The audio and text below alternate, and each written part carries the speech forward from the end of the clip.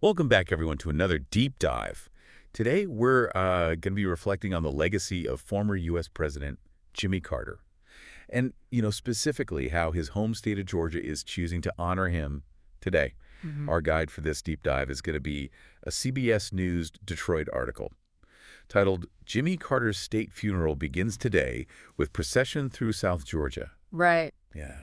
It's what's fascinating to me about this is that it's not just a standard, state funeral. Right. They're taking the procession Right. through South Georgia, a Yeah. region so deeply intertwined with his life story. Absolutely. And the article really highlights that South Georgia isn't just, Hmm. where he was born and raised. It's where he returned after his presidency, Right.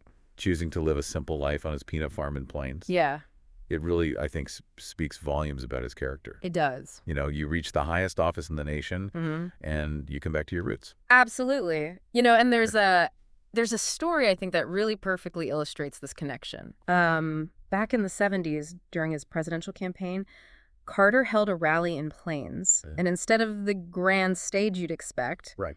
he spoke from the back of a flatbed truck, Wow. surrounded by his neighbors and friends. It just showcased his humility and his commitment to his community. That's a great anecdote. And now they're honoring him with this procession. Yeah. Through the same roads, he walked the same landscapes that shaped him. Yeah, if we connect this to the bigger picture, I think, it makes you think about the importance of honoring individuals who dedicate their lives to public service. Mm-hmm. Individuals like Jimmy Carter, he wasn't without his critics, but his commitment to his values, to peace, Right. to humanitarian work is undeniable. Absolutely. And I think, this procession is such a powerful visual reminder of that. Yeah.